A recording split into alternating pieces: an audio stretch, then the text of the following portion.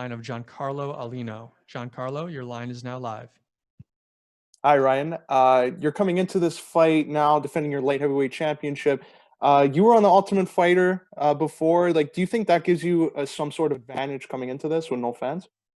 Yeah, I mean, for me, I've wrestled in front of, wrestling's not a hugely popular sport. You know, in college, we wrestled in front of a couple hundred people. You know, that was one-on-one sport, going out there and competing and dead quiet. Been on the Ultimate Fighter, going out there with your team and, you know, a couple coaches, maybe 30, 40 people in the whole thing in a warehouse, you know, and you're warming up in the back with, you can't hear anything. There's no crowd, you know, so I'm actually relishing this whole week. You know, it's low key. I get to walk out there like it's a hard Friday morning spar. You know, we have we speak different languages, you know, myself and my opponent, you know, his cornerman. So, you know, I can kind of tone them out and listen to my corner, and all the hoopla is kind of gone, which is good and bad. But I think it's something different. I'm excited about it, actually. And how were you able to train during this pandemic? Like, I know a lot of fighters had something differently. Maybe some had to change the way they met with their sparring coaches and wrestling. So how did this change training for you? Yeah, pretty fortunate in that aspect too. We had a building that, you know, we train in. We have a cage, mats, and all that weight equipment, but it's not open to the public, and it never was. You know, so it was just a pro team, and so we cut down that pro team, and I used, you know, 3, 4, 5 guys that, you know, high level that I needed for this fight. And, you know, we got tested every couple of weeks. You know, we were clean, made sure everybody was safe. Because the last thing I wanted to do is go through another training camp, wait, you know, some more, get here and get canceled because somebody has COVID. You know, so I was able to keep my training pretty consistent and pretty much the same. You know, the only thing, I usually bring people in, you know, I usually bring a decent amount of Brazilians in. But this time I didn't. I kept with the crew that, you know, I was working with. And final question for me, looking at heavyweight and light heavyweight, which division do you think poses the best challengers for your title? Both of them, really. You know, I was up. I went after I did the heavyweight Grand Prix. You know, Bellator asked me to defend the heavyweight title, and I did that. You know, and during that time, light heavyweight kind of, you know, they came up with a true contender in Nemkov, you know, so, you know, he kind of rose up and did very well. And so now we're back down, and I can jump back and forth. I see great matchups in both of them, you know, being down here right now, go out there, get this win this Friday. You know, I probably want to stay down here at 205 for one more fight, you know, while I made the weight, my body's primed for it. And then, you know, keep bouncing back and forth. All right, our next question will come from the line of Josh Gross. Josh, your line is now live. Hey, Ryan, how are you? What's going on, Josh? I'm wondering, it's the first fight for you, 205, since 2017. You talked about you're comfortable with the weight and you feel good. Was there a process? Was there a game plan to get back to 205? How did you manage it to make it so seamless for you? Well, we had a fight booked in May and thinking about that. And then, you know, then COVID hit. You know, Nemkov is from Russia, the whole travel ban, all that. So we were thinking maybe it's heavyweight. You know, probably about 4 weeks ago, I kind of learned that, all right, we're going back down to light heavyweight, you know. And so I always kept myself in a good weight in between.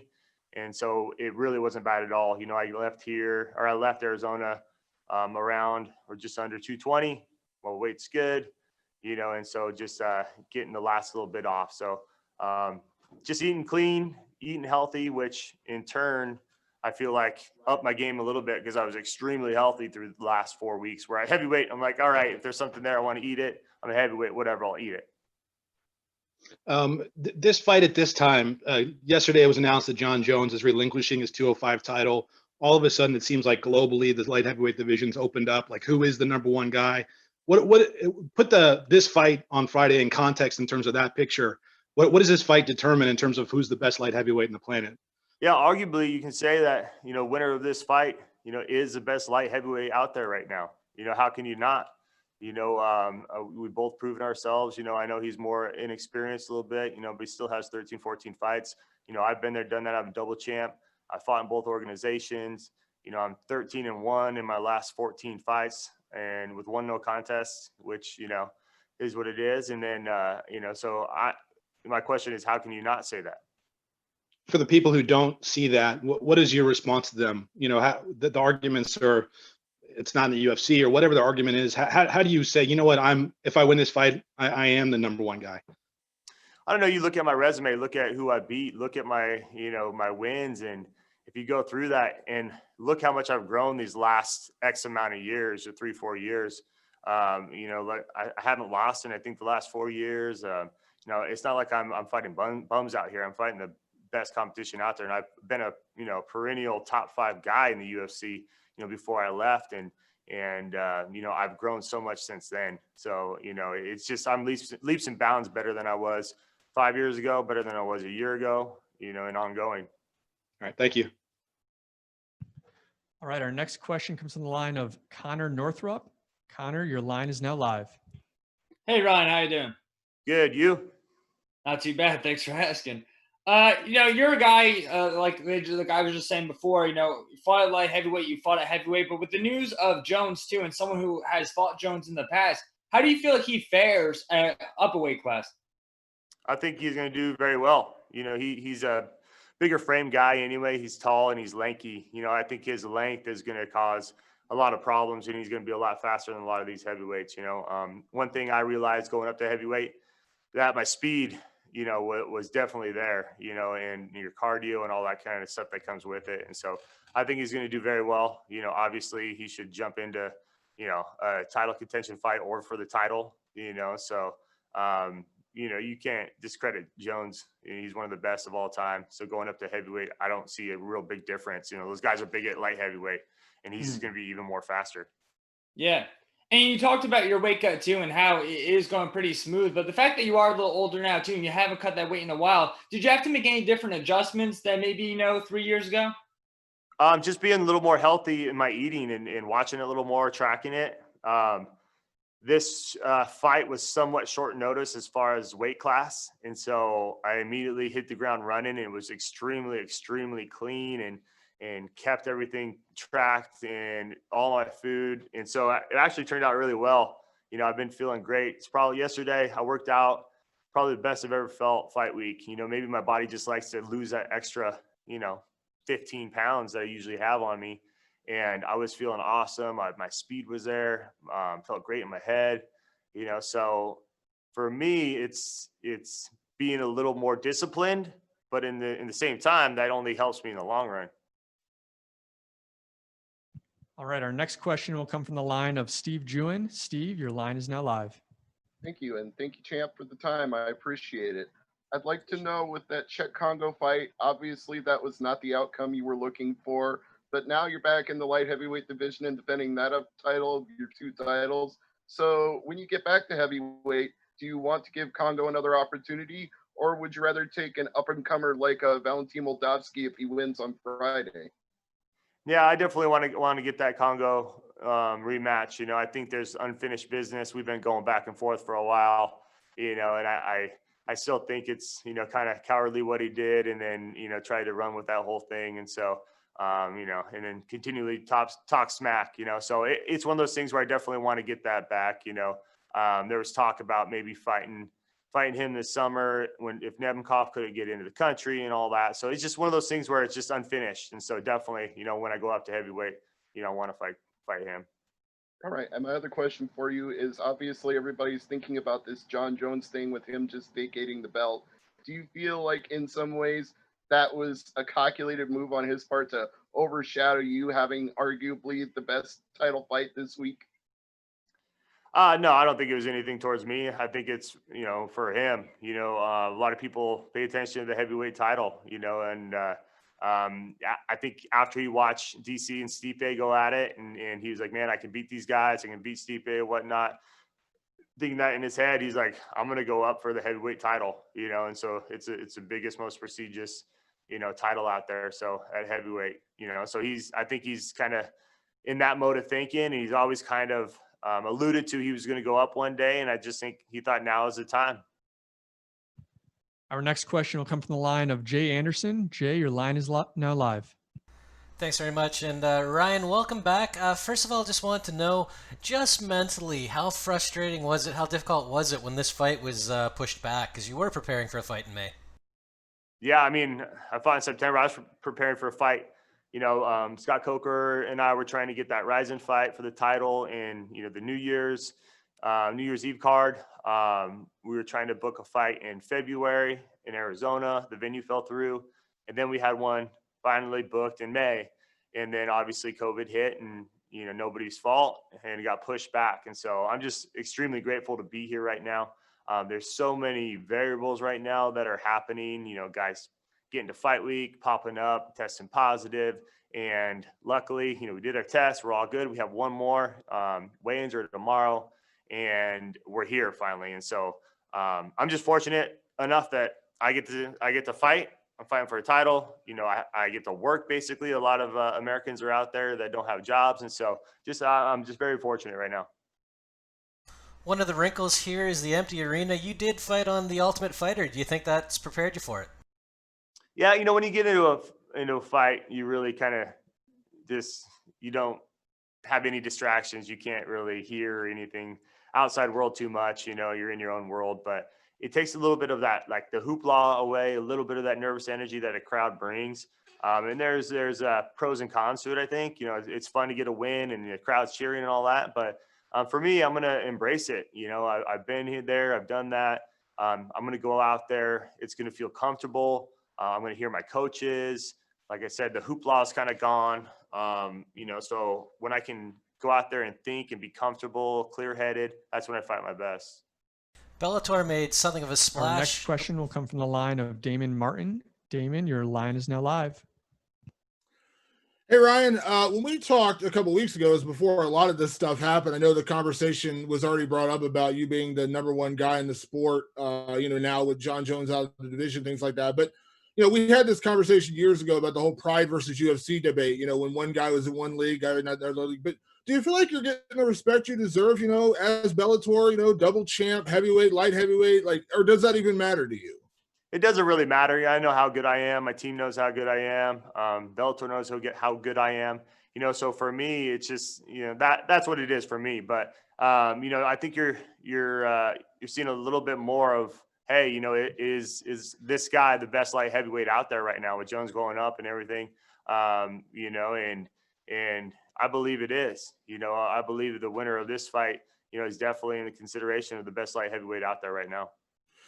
Does that, I won't say adds pressure, because I know you told me you kind of at this point don't really feel that pressure. You kind of go in loose and just kind of enjoy yourself in the fights. But do you feel like that's a chance to kind of make that statement? The timing couldn't be more perfect with a big title fight coming up on Friday, and now we're kind of defining the light heavyweight, best light heavyweight in the sport. I mean, do you feel like that's a chance for you to kind of submit that spot?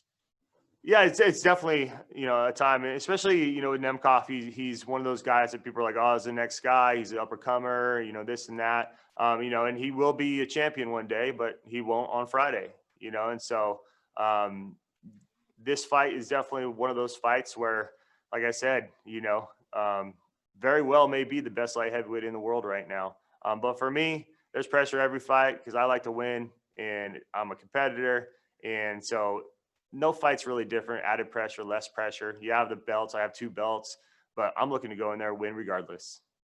Do you feel like that mindset is a big key for you finding the success that you've had? Because I know we've talked in the past, you did put a lot of pressure on yourself and going into certain fights and things like that. Do you feel like that mentality has been a big part of the success you've found lately? Yeah, I mean, we've talked about this too, and there's a fight, with Anthony Johnson that I went there. There's a lot of pressure, potential title shot, in the future, all that. And I didn't perform. I didn't show up. One of the only times I really didn't, and so after that fight, I always told myself before these other fights that, you're going to go out there, you're going to have fun, you're going to perform. Because when you show up, and you usually do pretty damn well, and so in the meantime, since then, I've been undefeated. I'm 13-1 with 1 no contest in my last 14 fights, and so it's a different mind frame, a mindset, and I threw myself into that mindset wholeheartedly. And my last question, when you were at heavyweight, and Scott Coker said you were the best heavyweight in the sport, and you said, I do feel like I am the best, and no offense to Stipe or anybody else out there, but The fact that Bellator is going out and getting a lot of these guys that are that other competition. Obviously, Lyoto Machida is coming in. We talked about Corey Anderson coming in. Heavyweight the same way. We've seen a lot of guys coming in at heavyweight. Do you feel like that's a big part of you defining, your legacy and defining your career as the number one guy, because you are facing well-known top competition right now? Oh yeah, and I love seeing guys like Corey Anderson come in. And there's top guys. Phil Davis has been a top, I believe, top freaking 4 guy, for the last 10 years, and so a lot of people look and say, oh, UFC and Bellator. It doesn't matter. It doesn't matter what organization you're in. There's badass competitors, for me in both weight divisions, and I've been there, done that in UFC too, and I've just continued to grow since then, and so man, I'm having fun. I'm enjoying where I'm at, and I'm just looking to keep that ride rolling. Thanks, Ryan. Thank you. All right. The last question of the day here is going to come from the line of Dimitri Kagan. Dimitri, your line is now live. Hey, Ryan. You mentioned you want another fight at light heavyweight after this one. Hypothetically speaking, if this fight didn't go your way and you didn't get the rematch as the next fight, would you still want to stay at light heavyweight, or would you want to go up and defend the heavyweight title? Yeah, I mean that's a lot of different variables there, but yeah, it all depends. I mean, yeah, if there's a great fight there at light heavyweight, fun fights would be somebody like a Machida, but I plan on winning this fight. I plan on going out there and beating Nemkov, and then and turn it around pretty soon and doing the light heavyweight title fight again, and there's a couple of matchups out there that I like. There's Corey Anderson in the wings. There's Machida out there. I know there's some fights being worked out, but we'll see what happens. Okay. Do you feel like you will prove your point if you take out Nemkov that, you got Fedor's team covered? Yeah. I've been here to this Fedor thing, and Fedor's, he's Nemkov's his protege, all that. How am I reacting to that? I don't really, give a shit, really. I mean, Fedor was in there for 35 seconds. All he could say is how fast and how hard I hit. Basically, we never got into any grappling exchanges, any clinches, and so that doesn't matter. It's one of those things where, yeah, he might have watched tape prior to our fight and he can pass that along, but Nemkov can't, tag in Fedor and both of them come out and fight me. It's Nemkov and I out there, light heavyweight strap, and I'm going to come out victorious. Of course. And having seen Nemkov in action, what weaknesses do you see in his game that you'll be able to take advantage of?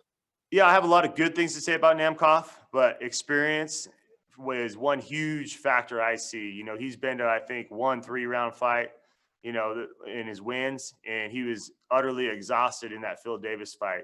Phil Davis fight, during the Phil Davis fight, Phil was on top of him, had his wrist, had some submissions, and Nemkov couldn't move under there. So I'm going to keep that pressure the whole time. This is a 5-round fight. I've been there. I'm proven in 3 rounds. I've been proven in 5 rounds, and that's going to be the difference. All right. That will conclude today's media availability. We wanted to thank everyone for joining us.